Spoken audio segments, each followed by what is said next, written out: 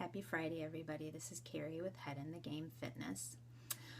As I've been working with clients over the past few years, it seems the question that comes up the most often is about food. What do you eat? How do you eat? When do you eat? When do you have a protein shake? Should I eat before my workout? Should I not? Should I have protein right after my workout? There's a lot of controversy and a lot of opinions surrounding food, and it's hard to know what to do. With that being said, I'm going to be doing a blog series coming up talking about some strategies that I've put in place for myself so that I eat healthy food consistently without feeling restricted. Before I introduce that series, though, I thought what I would do is give you some background about my food philosophy and why I employ the things I do and don't. It'll give you a better idea as to the reasoning behind some of the things that I use to keep myself healthy. So first of all, I really don't believe that for most of us, we need to buy into all the scientific hype. Should we do fasted cardio? Should we not? Should we eat 3 meals a day versus 5 to 6 meals a day? Should we be counting our macros? Should we do carb refeeds?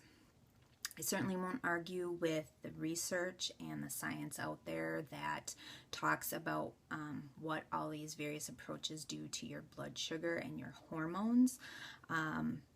I base everything on how I feel. And I think for most of us, we get lost in all of the science and it feels a little overwhelming. For me, at least, I want to be able to feel healthy, maintain my health, and not think about food all the damn time. And I really think as humans, we've been around for centuries and we probably didn't used to think about food all the time. We probably ate based upon hunger or availability, and we may have eaten several times a day, or we may not have, based on where we were foraging or if we were fighting off predators or whatever the case may be. My point is, our ancestors were not thinking in terms of science.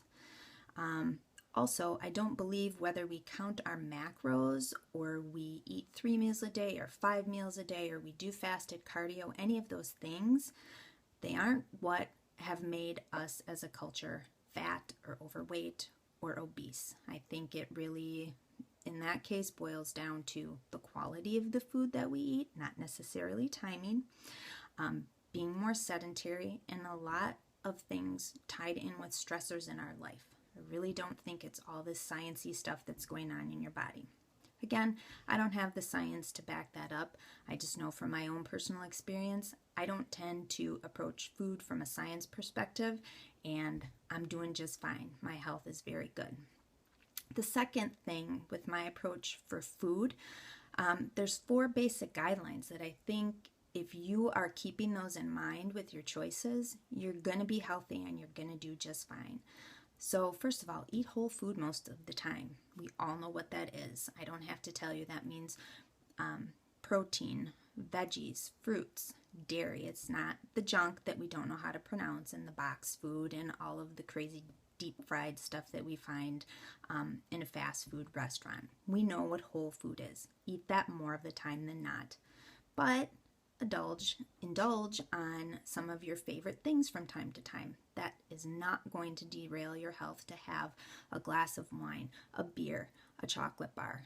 Should you have them multiple times every day? No, of course not. And I think if you sat back and took the stress out of the food piece of the equation in your health, you'd realize that.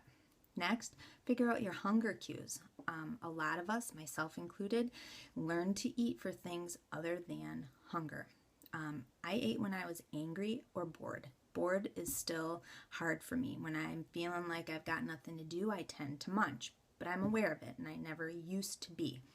Figure out your hunger cues, what your body actually feels like when you're hungry, and go from there. Finally, figure out how certain foods affect your body. My body does not like garlic. My body does not like corn. There's certain other things that just don't agree with me. And that's all done through trial and error and paying attention. I think if you do those 4 things, you're going to be healthy. You don't need to stress about, should I be eating how many carbs? Should I be eating how much protein? All this and that and the other. It doesn't have to be so stressful. So anyways, my blog series coming up.